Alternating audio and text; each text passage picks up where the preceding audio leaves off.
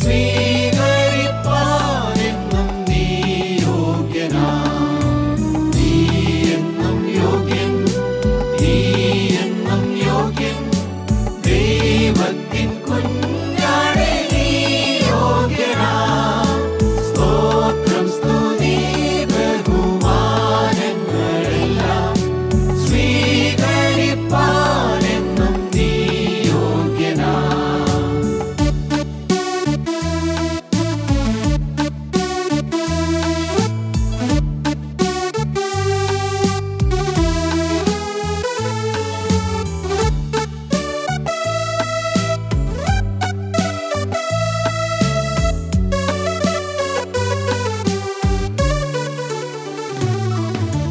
സ്വർഗസുഖം വെടിഞ്ഞൻ പാപം തീർപ്പാൻ ദൈവത്തിൻ കുഞ്ഞാടായി ഭൂവിൽ വന്നു. നീ അറുക്കപ്പെട്ടു നിന്നിണം ചിന്തി വീണ്ടെടുത്തെന്നെയും നീ യോഗ്യനാ. നീ എന്നും യോഗ്യൻ, നീ എന്നും യോഗ്യൻ, ദൈവത്തിൻ കുഞ്ഞാടേ നീ യോഗ്യനാ. സ്തോത്രം സ്തുതി ബഹുമാനങ്ങളെല്ലാം സ്വീകരിപ്പാനെന്നും നീ യോഗ്യനാ. നീ എന്നും യോഗ്യൻ, നീ എന്നും യോഗ്യൻ, ദൈവത്തിൻ കുഞ്ഞാടേ നീ യോഗ്യനാ. സ്തോത്രം സ്തുതി ബഹുമാനങ്ങളെല്ലാം സ്വീകരിപ്പാനെന്നും നീ യോഗ്യനാ.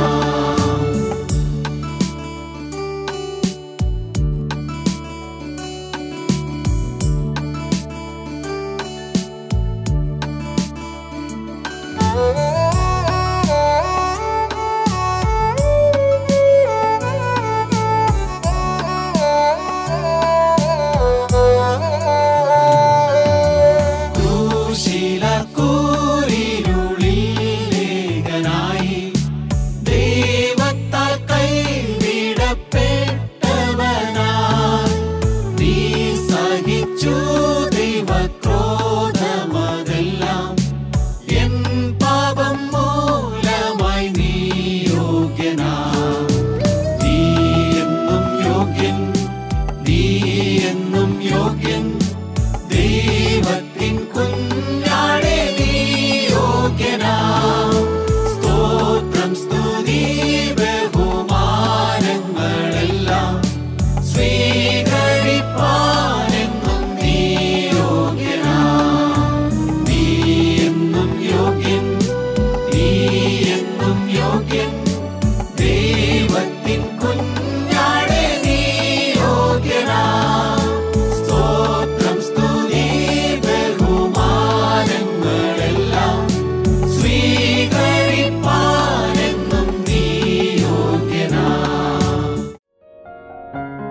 ഞങ്ങളും ക്രൂശിക്കപ്പെട്ട ക്രിസ്തുവിനെ പ്രസംഗിക്കുന്നു. രാജാക്കന്മാരുടെ 1-ാം പുസ്തകം 18-ാം അധ്യായം 19-ാം വാക്യം. എന്നാൽ ഇപ്പോൾ ആളയച്ച് എല്ലാ ഇസ്രായേലിനെയും ബാലിൻ്റെ 450 പ്രവാചകന്മാരെയും ഈസബേലിൻ്റെ മേശയിങ്കൽ ഭക്ഷിച്ചു വരുന്ന 400 അശേര പ്രവാചകന്മാരെയും കർമ്മേൽ പർവ്വതത്തിൽ എൻ്റെ അടുക്കൽ കൂട്ടി വരുത്തുക. ഏലിയ പ്രവാചകൻ ആഹാബ് രാജാവിനോട് പറയുന്ന വാക്കുകളാണ് നാം ഇപ്പോൾ വായിച്ച് കേട്ടത്.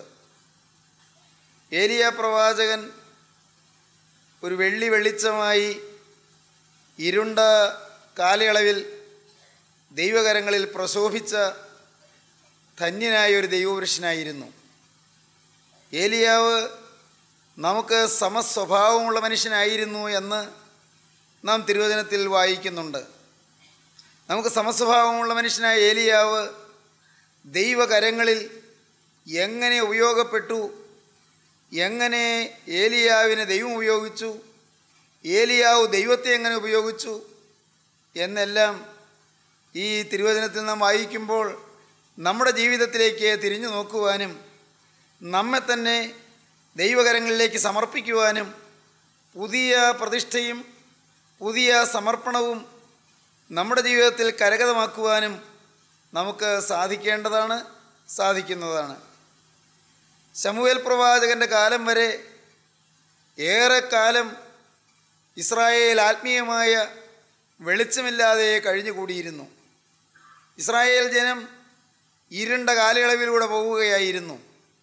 അന്ധകാരം നിറഞ്ഞ കാലയളവിൽ രജതദീപമായി ഉദിച്ച ആ അത്ഭുത ജ്യോതിസായിരുന്നു വാസ്തവത്തിൽ ശമൂവേൽ പ്രവാചകൻ. ശമൂവേൽ പ്രവാചകൻ്റെ നാവിൽ കൂടി വന്ന ദൈവത്തിൻ്റെ തിരുവചനം ജനഹൃദയങ്ങളെ ഉണർത്തി. ശമൂവേൽ പ്രവാചകൻ ശീലോവിലും യെറീഹോവിലും യോർദാനിലും ബേഥേലിലും ഗിൽഗാലിലും എല്ലാം സഞ്ചരിച്ചു. പ്രവാചക സ്കൂളുകൾ സ്ഥാപിച്ചു. പ്രവാചക ശിഷ്യന്മാരെ പഠിപ്പിച്ചു. ആത്മീക നവോത്ഥാനത്തിന് നാന്ദി കുറിച്ചു. ശമൂവേൽ പ്രവാചകൻ്റെ കാലശേഷം ആ ശുശ്രൂഷ തുടർന്ന് ഏറ്റെടുത്ത് നടത്തിയത് തിസ്ബി എന്ന കുഗ്രാമത്തിൽ നിന്ന് ഉയർന്നു വന്ന ഏലിയ പ്രവാചകനാണ്. ഏലിയ പ്രവാചകൻ ജനങ്ങളുടെ ഇടയിലൂടെ സഞ്ചരിച്ചു. ജനങ്ങൾക്ക് ദൈവവചനം പറഞ്ഞു കൊടുത്തു. സ്വർഗത്തിൻ്റെ അരുളപ്പാടുകൾ ഏലിയ പ്രവാചകൻ പറഞ്ഞു. ഏലിയ പ്രവാചകൻ ദൈവകരങ്ങളിൽ അത്ഭുതകരമായി ഉപയോഗിക്കപ്പെട്ടു. ഏലിയ പ്രവാചകനെ ഇവിടെ നാം ഈ വായിച്ച ഭാഗത്ത് കാണുന്നത് കർമ്മേൽ ഗിരിയിൽ അത്ഭുതം ചെയ്യുന്നവനായിട്ടാണ്. കർമ്മേൽ പർവ്വതം, കർമ്മേൽ ഗിരിയിൽ അത്ഭുതം ചെയ്യുവാൻ ഏലിയാവിനെ ദൈവം നിയോഗിച്ചു. ദൈവം ഏലിയാവിനെ അനുഗ്രഹിച്ചു. ജീവിതത്തിൽ കർമ്മേൽ പർവ്വതത്തിൻ്റെ അനുഭവം നമുക്കെല്ലാം സ്വായത്തമാക്കാവുന്നതാണ്. നാം എല്ലാം സ്വന്തമാക്കേണ്ടതാണ്. കർമ്മേൽ പർവ്വതത്തിൻ്റെ അനുഭവം എന്താണ്? സ്വർഗത്തിൻ്റെ തീ ഇറങ്ങിയ അനുഭവമാണ്. സ്വർഗത്തിൻ്റെ തീ ഇറങ്ങിയ അനുഭവം നാം ചിന്തിച്ചു വരികയായിരുന്നു. തിരുവചനത്തിലെ പർവ്വതങ്ങളെക്കുറിച്ച്, കാൽവറി മലയെക്കുറിച്ച് നാം ഒന്ന് ചിന്തിച്ചു. മോറിയ മലയെക്കുറിച്ച് നാം ചിന്തിച്ചു. ഹോരേവ് പർവ്വതത്തെക്കുറിച്ച് നാം ചിന്തിച്ചു. ഒലീവ് മലയെക്കുറിച്ച് നാം ചിന്തിച്ചു. ഇപ്പോൾ നാം കർമ്മേൽ മലയെക്കുറിച്ച് ചിന്തിക്കാൻ തുടങ്ങുകയാണ്. കർമ്മേൽ പർവ്വതം, കർമ്മേൽ മല സ്വർഗത്തിൻ്റെ തീ ഇറങ്ങിയ മലയാണ്.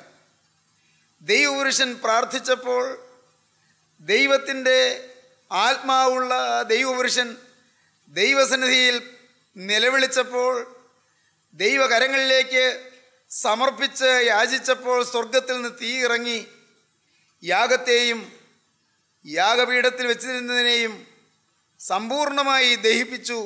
അഗ്നി ഭൂമിയിലിറക്കിയ പ്രവാചകനാണ് ഏലിയ പ്രവാചകൻ. സ്വർഗീയ അഗ്നി ഭൂമിയിലിറക്കി. അക്ഷരികമായി ഉയരത്തിൽ നിന്ന് തീ ഭൂമിയിലേക്ക് താണിറങ്ങി വന്നു. സഹോദരങ്ങളെ, ഞാൻ പറഞ്ഞല്ലോ, ഏലിയ പ്രവാചകൻ ജനങ്ങൾക്ക് ആധ്യാത്മിക നവോത്ഥാനം നൽകുവാൻ ദൈവം ഉപയോഗിച്ച പ്രവാചകനാണ്. ആത്മീക ഉണർവ് നൽകുവാൻ, ജനങ്ങളെ പ്രബുദ്ധരാക്കുവാൻ, ആധ്യാത്മിക പ്രബുദ്ധതയേകുവാൻ ദൈവം എഴുന്നേൽപ്പിച്ച പ്രവാചകനാണ് ഏലിയ പ്രവാചകൻ. ഏലിയ പ്രവാചകൻ ആഹാബ് രാജാവിനോട് പറഞ്ഞു, രാജാവേ, നിൻ്റെ ആളുകളായ അശേര പ്രതിഷ്ഠകളെയും പ്രവാചകന്മാരെയും നിൻ്റെ ബാൽ പ്രവാചകന്മാരെയും എല്ലാം കൂട്ടി വരുത്തിക്കൊള്ളുക. എല്ലാവരും വരട്ടെ, ഈ മലയിലേക്ക് വരട്ടെ. ദൈവം തീ കൊണ്ട് ഉത്തരമരുളുന്ന ദൈവം സാക്ഷാൽ സത്യദൈവം. ആഹാബ് രാജാവ് അന്ന് രാജ്യം ഭരിക്കുന്ന രാജാവാണ്. ആഹാബ് രാജാവിനെ നിയന്ത്രിക്കുന്നതും ഭരിക്കുന്നതും വാസ്തവത്തിൽ രാജാവിൻ്റെ ഭാര്യ ഇസബേലാണ്. ഇസബേൽ വിഗ്രഹാരാധിയാണ്. ഇസബേൽ ദുഷ്ടസ്ത്രീയാണ്. ഇസബേൽ സകല തിന്മയും വഷളത്വവും മ്ലേച്ഛതയും തിങ്ങിയ ഒരു സ്ത്രീയാണ്. ആ ദുഷ്ടസ്ത്രീയാണ് രാജ്യം ഭരിക്കുന്ന ആഹാബിനെ ഭരിക്കുന്നത്. ആഹാബ് രാജാവ് വിഗ്രഹാരാധനയിലേക്ക് പോയത്, ജാതീയ വിഗ്രഹങ്ങളെ ആരാധിക്കാൻ തുടങ്ങിയത്, അശേര പ്രതിഷ്ഠകളെ നമസ്കരിക്കാനിടയായത്, ബാൽ വിഗ്രഹ സേവയിലേക്ക് രാജാവും രാജാവിൻ്റെ കൂടെ ജനങ്ങളും നിബന്ധിച്ചു പോകുവാനിടയായതെല്ലാം ഇസബേലിൻ്റെ പ്രേരണ കൊണ്ടാണ്. ഇസബേലിൻ്റെ മേശയെങ്കിൽ ഭക്ഷിച്ചു വരുന്ന 400 അശേര പ്രവാചകന്മാർ, മാത്രമല്ല ബാലിൻ്റെ 450 പ്രവാചകന്മാർ. ഇവരെല്ലാവരും പൈശാചിക ശക്തിയുടെ പ്രതീകങ്ങളാണ്. Symbols of the evil forces. തിന്മയുടെ ശക്തിയുടെ പ്രതീകങ്ങളാണ്, പ്രതിരൂപങ്ങളാണ്. സഹോദരങ്ങളെ, ദൈവത്തിൻ്റെ പ്രവാചകന്മാരുണ്ട്, പിശാചിൻ്റെ പ്രവാചകന്മാരുണ്ട്. ദൈവത്തിൻ്റെ പ്രവാചകന്മാരുണ്ട്, സാത്താൻ്റെ പ്രവാചകന്മാരുണ്ട്. ദൈവത്തിൻ്റെ ആരാധനയുണ്ട്, സാത്താൻ്റെ ആരാധനയുണ്ട്. മറക്കരുത്, നാം അത് വിവേചിച്ചറിയേണ്ടതാണ്. ദൈവത്തോട് നാം ചേർന്ന് നിന്നാൽ നമുക്ക് അനുഗ്രഹമാണ്. പൈശാചികൻ്റെ കൂടെ നിന്നുപോയാൽ നമുക്ക് നാശമാണ്, നമ്മുടെ തലമുറകൾക്കും മുടിവാണ്. ദൈവത്തോടുകൂടെ നാം നിൽക്കാനിടയാകണം. ഏതൊരു സാഹചര്യത്തിലും ഒരുപക്ഷെ അധികം പേര് നമ്മുടെ കൂടെ നിൽക്കാൻ ഉണ്ടായില്ലെങ്കിൽ പോലും നാം ദൈവത്തോട് ചേർന്ന് നിൽക്കേണ്ടതാണ്. നമ്മുടെ അഭിപ്രായഗതിയോട് ചേർന്ന് ദൈവത്തെ ആരാധിക്കാൻ ഒട്ടേറെ പേർ വന്നില്ലെങ്കിൽ പോലും നാം ഒരു ന്യൂനപക്ഷമായി തോന്നിയാൽ പോലും, ന്യൂനപക്ഷമായി തീർന്നാൽ പോലും ദൈവത്തോടുകൂടെ നാം നിൽക്കണം. അതിൻ്റെ ബലം അത്യന്തം മേധുരമാണ്, അത്യന്തം ശക്തമാണ്. ദൈവത്തോടുകൂടെ നിന്നാലുള്ള അനുഗ്രഹം അത് വർണ്ണനാതീതമാണ്. സഹോദരങ്ങളെ, ഏലിയ പ്രവാചകൻ ഒറ്റയ്ക്കാണ്, വേറെ ആരുമില്ല കൂടെ. ഏലിയ പ്രവാചകൻ പറയുന്നത് ശരിയാണെന്ന് അംഗീകരിക്കുന്ന ആളുകളുണ്ട്. 7000-ഓളം ആളുകൾ അവിടെ ഉണ്ട് എന്ന് പിന്നീട് നാം വായിക്കുമ്പോൾ കാണാം. പക്ഷേ അവരാരും രംഗത്ത് വരുന്നില്ല, അവർക്ക് പേടിയാണ്. ഈ ഏലിയാവ് പറയുന്നത് സത്യമാണെന്ന് അവർക്കറിയാം. ഏലിയാവ് ഒരു സത്യത്തിന് വേണ്ടി ആണ് നിൽക്കുന്നതെന്ന് അവർക്കറിയാം. ഏലിയാവ് സത്യത്തിൻ്റെ പ്രവാചകനാണെന്നറിയാം. ഏലിയാവ് പറയുന്നതാണ് സനാതന സത്യമെന്നവർക്കറിയാം. പക്ഷേ അവർക്ക് രംഗത്ത് വരാൻ ഭയമാണ്.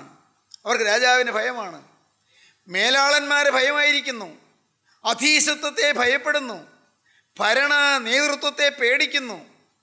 അതുകൊണ്ട് അവർ സത്യത്തിന് സാക്ഷ്യം വഹിപ്പാൻ മനസ്സില്ലാതെ അവർ ഒളിച്ചു മാറുന്നു.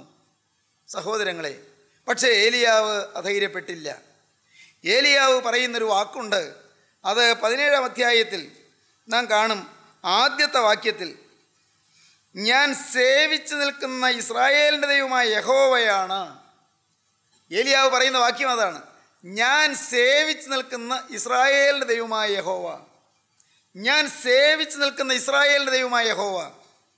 ഏലിയാവിൻ്റെ ജീവിതത്തിൽ കർമ്മേലിൽ തീ ഇറക്കുവാനും യാഗപീഠം കത്തി സ്വർഗീയ അഗ്നി കൊണ്ട് എരിയുവാനുമെല്ലാം ഇടയായതിൻ്റെ പിന്നിൽ ഞാൻ സേവിച്ചു നിൽക്കുന്ന ഇസ്രായേലിൻ്റെ ദൈവമായ യഹോവ എന്നുള്ള ആ ഒരു ഏകാഗ്രതയും ഭക്തി നിർഭരതയും നമുക്ക് കാണാൻ സാധിക്കും. ഭക്തി, ദൈവത്തിലുള്ളതായ ആശ്രയം, സത്യദൈവത്തിലുള്ളതായ വിശ്വാസം, ദൈവത്തെ ഭയഭക്തിയോടെ ആരാധിക്കാനുള്ള സമർപ്പണം. ഞാൻ സേവിച്ചു നിൽക്കുന്ന ഇസ്രായേലിൻ്റെ ദൈവമായ യഹോവ എന്ന് ഏലിയാവ് പറയുന്നത് നമ്മെ വാസ്തവത്തിൽ ചിന്തിപ്പിക്കേണ്ടതാണ്. എനിക്ക് ധൈര്യമുണ്ടോ ക്രിസ്തുവിൻ്റെ സാക്ഷി എന്ന് പറയാൻ? ഞാൻ ദൈവത്തിൻ്റെ വേലക്കാരനാണെന്ന് പറയാൻ? അതിൽ നാം അഭിമാനം കൊള്ളുന്നുണ്ടോ? ആരെല്ലാം എതിർത്താലും, ആരെല്ലാം പകച്ചാലും, ആരെല്ലാം തെറ്റിദ്ധരിച്ചാലും, ആരെല്ലാം ഒറ്റപ്പെടുത്തിയാലും, പ്രിയപ്പെട്ടവരെ, നമ്മുടെ ജീവിതത്തിൽ ഞാൻ ക്രിസ്തുവിനോടുകൂടെ ചേർന്ന് നിൽക്കുന്നുവെന്ന് തുറന്നു പറയാൻ, ആ അത്ഭുതകരമായ മനസാന്നിധ്യത്തോടെ ഉറച്ചു നിൽക്കാൻ നമുക്ക് കഴിയുമെങ്കിൽ അതുകൊണ്ട് ലഭിക്കുന്ന അനുഗ്രഹങ്ങൾ ദൂരവ്യാപകങ്ങളാണ്. തലമുറകളിലേക്ക് പടർന്ന് ചെല്ലുന്നതാണ്. സഹോദരങ്ങളെ, ഏലിയാവ് പറഞ്ഞു, ഇപ്പോൾ അശേര പ്രവാചകന്മാരെ വരുത്തു, ബാലിൻ്റെ പ്രവാചകന്മാരെ വരുത്തു, ഈ കർമ്മേൽ മലയിലേക്ക് എല്ലാവരെയും വരുത്തു. പ്രിയപ്പെട്ടവരെ, കർമ്മേലിലേക്ക് എല്ലാവരും വരികയാണ്. ഏലിയാവ് പറഞ്ഞു, സർവ്വജനത്തോടും പറഞ്ഞു, നിങ്ങൾ എത്രത്തോളം 2 തോണിയിൽ കാൽ വയ്ക്കും? യഹോവ ദൈവമെങ്കിൽ അവനെ അനുഗമിപ്പീൻ, ബാലെങ്കിലോ അവനെ അനുഗമിപ്പീൻ എന്ന് പറഞ്ഞു. എന്നാൽ ജനം അവനോട് ഉത്തരം ഒന്നും പറഞ്ഞില്ല. ജനത്തിന് അത്ര ഗൗരവമായിട്ട് തോന്നിയില്ല. ഒരു കുഗ്രാമവാസിയായ ഒരു സാധു ഉപദേശി വന്ന് പറയുന്നു, യഹോവയാണ് ദൈവമെങ്കിൽ ദൈവത്തിന് അംഗീകരിക്കുക, അല്ല ബാലാണ് ദൈവമെങ്കിൽ ബാലിനെ സേവിക്കുക. നിങ്ങൾ 2 തോണിയിൽ കാൽ വയ്ക്കല്ലേ. ഈ പ്രവാചകൻ പറഞ്ഞ വാക്ക് കേട്ടിട്ട് അവർക്ക് അത്ര വില തോന്നിയില്ല. ഒന്നും വേണ്ടിയില്ല, ഒരു പ്രതികരണവുമില്ല. പ്രിയപ്പെട്ടവരെ, ജനം പ്രതികരിക്കും. എപ്പോഴാണെന്നറിയാമോ? തീ കണ്ടാൽ പ്രതികരിക്കും. എൻ്റെ ജീവനുള്ള ദൈവത്തിന് സ്തോത്രം. സ്വർഗത്തിൻ്റെ തീ ഇറങ്ങുന്നത് കണ്ടാൽ ജനം പ്രതികരിക്കും. ഗുണമായോ ദോഷമായോ പ്രതികരിക്കും. ചിലപ്പോൾ ദോഷമായിട്ടായിരിക്കും, കൊന്നുകളയുമെന്നുള്ള ഭീഷണിയോടെ ആയിരിക്കും. പക്ഷേ സ്വർഗത്തിൻ്റെ തീ ഇറങ്ങിയാൽ ജനം പ്രതികരിക്കും, ജനം അതിന് മറുപടി പറയും. ഇവിടെ ജനം ഒന്നും പറഞ്ഞില്ല, ഒന്നും മിണ്ടിയില്ല. നിങ്ങൾ എത്രത്തോളം 2 തോണിയിൽ കാൽ വയ്ക്കും? യഹോവ ദൈവമെങ്കിൽ അവനെ അനുഗമിപ്പീൻ, ബാലെങ്കിലോ അവനെ അനുഗമിപ്പീൻ എന്ന് ഏലിയാവ് പറഞ്ഞു. ജനം ഉത്തരം ഒന്നും പറഞ്ഞില്ല. എന്നിട്ട് ഏലിയാവ് പിന്നെ പറഞ്ഞു, യഹോവയുടെ പ്രവാചകനായി ഞാൻ ഒരുത്തൻ മാത്രമേ ശേഷിക്കുന്നുള്ളൂ. ബാലിൻ്റെ പ്രവാചകന്മാരോ 450 പേരുണ്ട്. ഞങ്ങൾക്ക് 2 കാളയെ തരട്ടെ. ഒരു കാളയെ അവർ തിരഞ്ഞെടുത്ത് ഖണ്ഡം ഖണ്ഡമാക്കി തീയിടാതെ വിറകിന്മേൽ വയ്ക്കട്ടെ. മറ്റേ കാളയെ ഞാനും ഒരുക്കി തീയിടാതെ വിറകിന്മേൽ വയ്ക്കാം. നിങ്ങൾ നിങ്ങളുടെ ദേവൻ്റെ നാമത്തെ വിളിച്ചപേക്ഷിപ്പീൻ, ഞാൻ യഹോവയുടെ നാമത്തെ വിളിച്ചപേക്ഷിക്കാം. തീ കൊണ്ട് ഉത്തരമിടുന്ന ദൈവം തന്നെ ദൈവമെന്നിരിക്കട്ടെ. അതിന് ജനമെല്ലാം അത് നല്ല വാക്ക് എന്ന് ഉത്തരം പറഞ്ഞു. തീയുടെ കാര്യം കേട്ടപ്പോൾ ജനം ചലിക്കാൻ തുടങ്ങി. അത് നല്ല വാക്ക്. ദൈവത്തിന് സ്തോത്രം. എൻ്റെ സഹോദരങ്ങളെ, ഞാൻ വളരെ എളിമയോടെ നിങ്ങളോട് പറയട്ടെ, നിങ്ങളുടെ ആത്മീയ ജീവിതത്തിൽ അല്ല, നിങ്ങളുടെ ഇഹലോക ജീവിതത്തിൽ നിങ്ങൾക്ക് അനുഗ്രഹം വേണമോ, നിങ്ങൾക്ക് പ്രയോജനപ്രദമായൊരു ജീവിതം നയിക്കണമോ, തീ നിങ്ങളിൽ ഇറങ്ങണം. തീ നിങ്ങളിലൂടെ സംസാരിക്കണം. തീ നിങ്ങളുടെ നാവിലൂടെ ഒഴുകണം. തീ നിങ്ങളുടെ ജീവിതത്തിൽ പ്രസരിച്ചു കൊണ്ടിരിക്കണം. തീ നിങ്ങളുടെ ജീവിതത്തിൽ ജ്വലിച്ചു കൊണ്ടിരിക്കണം. സ്വർഗത്തിൻ്റെ തീ, സ്വർഗത്തിൻ്റെ പരിശുദ്ധാത്മാവിൻ്റെ അഗ്നി, പരിശുദ്ധാത്മാവിൻ്റെ ആ തീയുടെ ശോഭയും ചൂടും വെളിച്ചവും നമ്മിലൂടെ പരിസരങ്ങളിലേക്ക് പ്രസരിച്ചു കൊണ്ടിരിക്കണം, വ്യാപിച്ചു കൊണ്ടിരിക്കണം. ആത്മാവിൻ്റെ അഗ്നി, പരിശുദ്ധാത്മാവിൻ്റെ അഗ്നി. ഏലിയാവിൻ്റെ ഹൃദയത്തിലൊരു തീയുണ്ട്. ഏലിയാവിൻ്റെ ഹൃദയത്തിൽ ദൈവത്തിൻ്റെ ആത്മാവുണ്ട്. ഏലിയാവിൻ്റെ ഉള്ളിൽ ദൈവത്തിൻ്റെ ആത്മാവിൻ്റെ ശക്തിയേറിയ വ്യാപാരമുണ്ട്. ഏലിയാവ് ദൈവത്തിൻ്റെ പരിശുദ്ധാത്മാവിൻ്റെ നടത്തിപ്പിനൊത്താണ് മുന്നോട്ട് പോകുന്നത്. ഏലിയാവിന് സ്വന്തം മഹത്വം അന്വേഷിക്കണമെന്നില്ല, സ്വന്തം മാനം നോക്കണമെന്നില്ല, സ്വന്തം നിലയും വിലയും അത് ഏലിയാവിന് വിഷയമല്ല. ഏലിയാവിന് വെസ്റ്റഡ് ഇൻട്രസ്റ്റ് ഇല്ല. ഏലിയാവിന് നിക്ഷിപ്ത താല്പര്യമില്ല. ഏലിയാവിന് സ്ഥാപിത താല്പര്യമില്ല.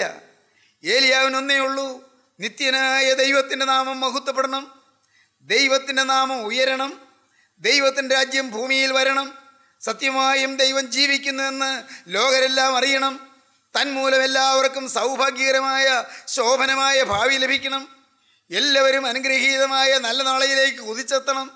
ഇതേ പാവം പ്രവാചകനുള്ളൂ. ഏലിയാ പ്രവാചകന് മറ്റു ഉദ്ദേശമില്ല. ആ ശുദ്ധോദ്ദേശത്തോടെ ഏലിയാവ് ആത്മാവിന് തീ ഉള്ളത്തിൽ കത്തിക്കൊണ്ട് ഏലിയാവ് നടക്കുകയാണ്, ഏലിയാവ് പ്രവർത്തിക്കുകയാണ്, ഏലിയാവ് സംസാരിക്കുകയാണ്. സ്നേഹിതരെ, നിങ്ങളുടെ ജീവിതത്തിൽ തീ ഉള്ളത്തിൽ പേറിക്കൊണ്ട് നടക്കാൻ നിങ്ങൾക്ക് താല്പര്യമുണ്ടോ? നിങ്ങൾ പറയും, സാറേ തീയുണ്ട്, പക്ഷേ ഈ വേദനയുടെ തീയാണ്, കഷ്ടതയുടെ തീയാണ്, ദുരിതത്തിൻ്റെ തീയാണ്, ഉള്ളു തീ ആളിക്കൊണ്ടിരിക്കുകയാണ്. കഷ്ടപ്പാട് തന്നെ കഷ്ടം, ദുഃഖവും ദുരിതവും, രോഗവും ആവലാതിയും, പണത്തിൻ്റെ പോരായ്മയും ഇല്ലായ്മയും, കടത്തിൻ്റെ ബാധയും കടത്തിൻ്റെ ഒഴിയാത്ത കഷ്ടപ്പാടും അതിൻ്റെ പ്രയാസങ്ങളും അതിൻ്റെ ക്ലേശങ്ങളും.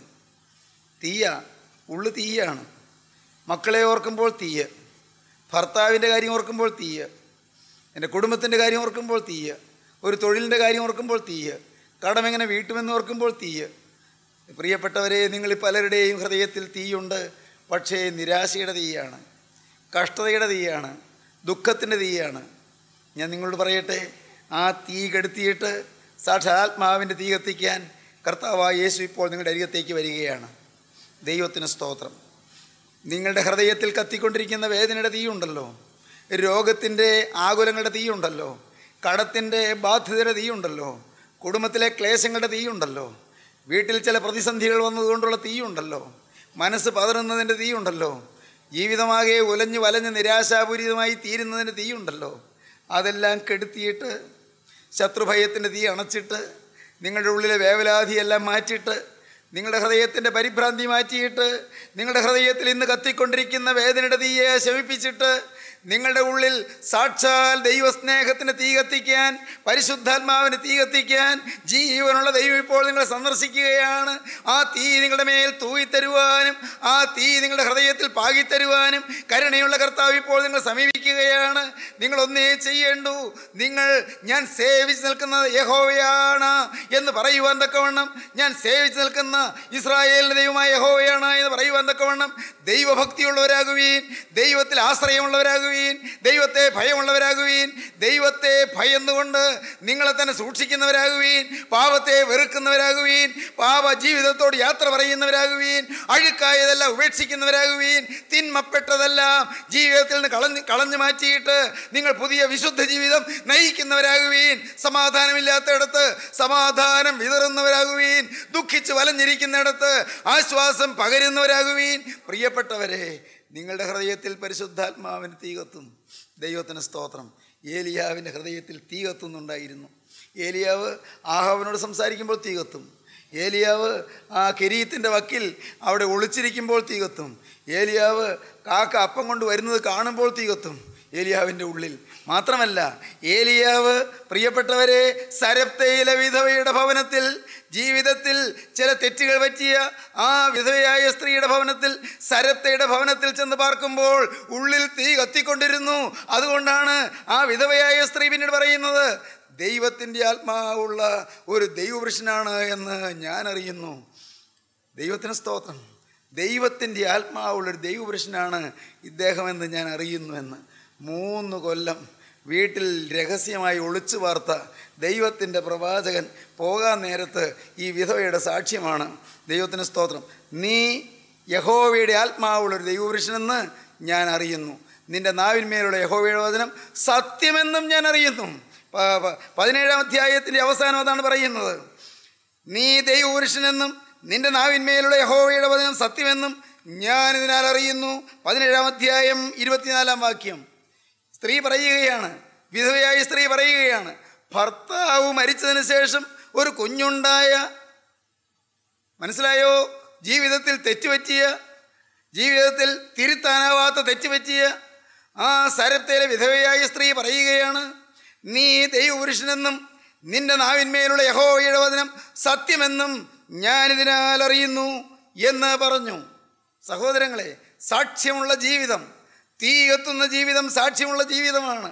ഹൃദയത്തിൽ തീ കത്തുന്ന ജീവിതം മറ്റുള്ളവർ ദൈവത്തെ കണ്ടെത്താൻ ഇടയാകുന്ന ജീവിതമാണ്. ദൈവത്തെ അറിയാത്തവർ ദൈവപക്ഷത്തേക്ക് തിരിയുന്നതിന് ഉതകുന്ന ജീവിതമാണ് തീയുള്ള ജീവിതം. കേട്ടുപോകല്ലേ, അനുഭവിക്കണമേ. നമ്മുടെ ജീവിതം തീയുള്ള ജീവിതമാകട്ടെ, പരിശുദ്ധാത്മാവ് കത്തുന്ന ജീവിതമാകട്ടെ. ഞാൻ വളരെ സ്നേഹത്തോടെ നിങ്ങളോട് പറയാം, നിങ്ങളൊന്നും നേടിയില്ലെങ്കിലും പരിശുദ്ധാത്മാവിനെ നിങ്ങൾ നേടണം. നിങ്ങൾക്കൊരു സ്വത്തും കിട്ടിയില്ലെങ്കിലും, ഒരു വിദ്യാഭ്യാസവും കിട്ടിയില്ലെങ്കിലും, നിങ്ങൾക്കൊരു തൊഴിലുമില്ലെങ്കിലും, 10 രൂപ വരുമാനമില്ലെങ്കിലും, പ്രിയപ്പെട്ടവരെ, പരിശുദ്ധാത്മാവിനെ നിങ്ങൾ പ്രാപിക്കണം. പരിശുദ്ധാത്മാവിന് തീ നിങ്ങൾ കത്തിക്കൊണ്ടിരിക്കണം. പരിശുദ്ധാത്മാവിൻ്റെ തീക്ഷ്ണത നിങ്ങൾ എരിഞ്ഞുകൊണ്ടിരിക്കണം. പരിശുദ്ധാത്മാവിൻ്റെ എരിവ് നിങ്ങളെ ജ്വലിപ്പിച്ചു കൊണ്ടിരിക്കണം. പരിശുദ്ധാത്മാവിൻ്റെ വിശുദ്ധി നിങ്ങളിൽ തിങ്ങിക്കൊണ്ടിരിക്കണം.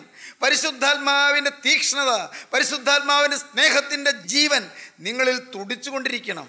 ദൈവത്തിൻ്റെ വലിയ നാമം മഹത്വപ്പെടട്ടെ. ഏലിയാവ് പറഞ്ഞു, തീ കൊണ്ട് ഉത്തരമരുളുന്ന ദൈവം തന്നെ സാക്ഷാൽ സത്യദൈവം.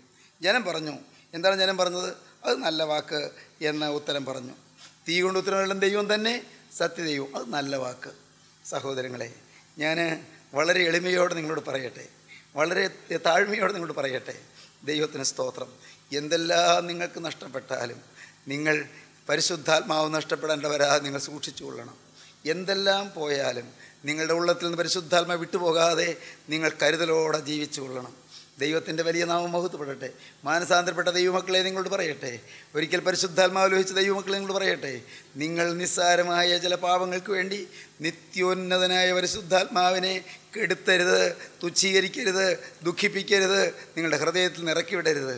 പാപം നിങ്ങളുടെ ജീവിതത്തിൽ വന്നാൽ പരിശുദ്ധാത്മാവ് ദുഃഖിക്കും, പരിശുദ്ധാത്മാവിന് തീ കെട്ടുപോകും. ദൈവത്തിൻ്റെ വചനം പറയുന്നത്, ആത്മാവിനെ കെടുക്കരുത്, ആത്മാവിനെ കെടുത്തിക്കളയരുത്. ആത്മാവാകുന്ന തീ കെടുത്തിക്കളയരുത്. ആത്മാവിനെ കെടുത്തിക്കളയുന്ന പാപം നിങ്ങളുടെ ജീവിതത്തിൽ വരാൻ നിങ്ങൾ തന്നെ സൂക്ഷിപ്പീൻ. പ്രിയപ്പെട്ടവരെ, പരിശുദ്ധാത്മാവിന് വേണ്ടി വാഞ്ചിപ്പീൻ. ഈ സ്വർഗീയാഗ്നി കെട്ടുപോകാതെ നിങ്ങൾ സൂക്ഷിപ്പീൻ. ഇന്ന് ഈ സമയത്ത് നിങ്ങൾ ദൈവത്തോട് പറയുവീൻ, കർത്താവേ, നിന്റെ ആത്മാവിൻ്റെ തീ എൻ്റെ തലമേൽ ഇറങ്ങണമേ. ആത്മാവിൻ്റെ തീ ഇറങ്ങുന്നതിന് തടസ്സമായി എന്നിലുള്ള പാവങ്ങളോട് ഞാനിതാ യാത്ര പറയുന്നു. പരിശുദ്ധാത്മാവിൻ്റെ അഗ്നി എൻ്റെ മേൽ ഇറങ്ങുന്നതിന് തടസ്സമായി എൻ്റെ ഉള്ളത്തിലുള്ള തിന്മകളോട് ഞാൻ യാത്ര പറയുന്നു. എൻ്റെ മുൻവിധികളോട് ഞാൻ യാത്ര പറയുന്നു. എൻ്റെ തെറ്റിദ്ധാരണകളോട് ഞാൻ യാത്ര പറയുന്നു. എൻ്റെ അവിശ്വാസത്തോട് ഞാൻ യാത്ര പറയുന്നു. എൻ്റെ അഹന്തയോട് ഞാൻ യാത്ര പറയുന്നു. എൻ്റെ സ്വാർത്ഥതയോട് ഞാൻ യാത്ര പറയുന്നു. എൻ്റെ കപടഭക്തിയോട് ഞാൻ യാത്ര പറയുന്നു. എൻ്റെ ദ്രവ്യാഗ്രഹത്തോട് ഞാൻ യാത്ര പറയുന്നു. എൻ്റെ അശുദ്ധ മോഹങ്ങളോട് യാത്ര പറയുന്നു. എൻ്റെ കർത്താവേ, എൻ്റെ സ്വയത്തിൻ്റെ മതിപ്പുകളോട് യാത്ര പറയുന്നു. ഉടയവനെ, നിൻ്റെ ആത്മാവ് ഇപ്പോൾ എൻ്റെ മേൽ ഇറങ്ങണമേ. ഈ നിധി എന്നും ഞാൻ സൂക്ഷിച്ചു കൊള്ളാം. നിൻ്റെ ആത്മാവിന് എനിക്ക് തന്നാൽ ഈ സ്വർഗീയ മഹാനിധി എന്നും ഞാൻ പരിഭാവനമായി കാത്തുകൊള്ളാം. നിങ്ങൾ പറയുവീൻ, നിങ്ങൾ പ്രാർത്ഥിപ്പീൻ, നിങ്ങളെ തന്നെ താഴ്ത്തുവീൻ. സ്വർഗത്തിൻ്റെ അഗ്നി ഇറങ്ങട്ടെ, ആത്മാവിൻ്റെ തീ കത്തട്ടെ, നിങ്ങളുടെ പാപങ്ങളെല്ലാം കത്തിപ്പോകട്ടെ, നിങ്ങളുടെ അഴുക്കുകളെല്ലാം കത്തി നശിക്കട്ടെ, ദുരാത്മ വ്യാപാരങ്ങൾ കത്തിപ്പോകട്ടെ, നിങ്ങളുടെ മേലുള്ള ഭൂതാത്മാക്കളുടെ ബാധകളെല്ലാം കത്തി നശിക്കട്ടെ, ബോധക്ഷയങ്ങളും എപ്പിലെപ്സിയും നിങ്ങളുടെ ഫിറ്റ്സും എല്ലാം മാറിപ്പോകട്ടെ, നിങ്ങളുടെ മേൽ ദൈവത്തിൻ്റെ പരിശുദ്ധാത്മാവ് ഇറങ്ങട്ടെ. ദൈവനാമം മഹത്വപ്പെടട്ടെ. നമുക്ക് പ്രാർത്ഥിക്കാം. സ്നേഹവാനെ, മഹാകാരുണ്യവാനായ ഞങ്ങളുടെ സ്വർഗീയ പിതാവേ, ഈ മഹത്വപൂർണമായ സമയത്തിനായി നന്ദിയോടെ സ്തോത്രം. ജീവന്റെ ആത്മാവ് ഞങ്ങളോട് വാദിക്കുന്നതിനായി നന്ദിയോടെ സ്തോത്രം. ജീവന്റെ ആത്മാവിന്റെ പ്രമാണം കർത്താവേ, ജഡപ്രമാണത്തെ മരിപ്പിക്കുന്നതിനായി നന്ദിയോടെ സ്തോത്രം. ജഡമോഹങ്ങളെ എല്ലാം മരിപ്പിച്ചു തരുന്ന കൃപയ്ക്കായി ഞങ്ങൾ നിന്നെ സ്തുതിക്കുന്നു. കർത്താവേ, എല്ലാം മായി എന്ന് കാണാനുള്ള സുബോധം തരുന്നതിനായി നന്ദിയോടെ സ്തോത്രം. വചനം കേട്ട് എല്ലാവരെയും അനുഗ്രഹിക്കണമേ. ഓരോരുത്തരുടെ മേലും പരിശുദ്ധാത്മാവേ എഴുന്നള്ളി വരണമേ. തീ ഇറങ്ങണമേ, സ്വർഗീയ അഗ്നി കത്തണമേ, ജീവിതത്തെ ആകമാനം പുതുക്കണമേ, പഴയ ജീവിതത്തെ മുഴുവനായി മാറ്റണമേ, പച്ചയായതെല്ലാം കത്തിച്ചു കളയണമേ, പഴയതെല്ലാം കത്തി നശിക്കുമാറാകണമേ, ഒരു പുതിയ സൃഷ്ടിയായി ഉയർത്തെഴുന്നേറ്റ് വരുവാൻ എല്ലാവർക്കും ഭാഗ്യം നൽകണമേ. എല്ലാവരെയും അനുഗ്രഹിക്കണമേ. യേശുവിൻ നാമത്തിൽ തന്നെ.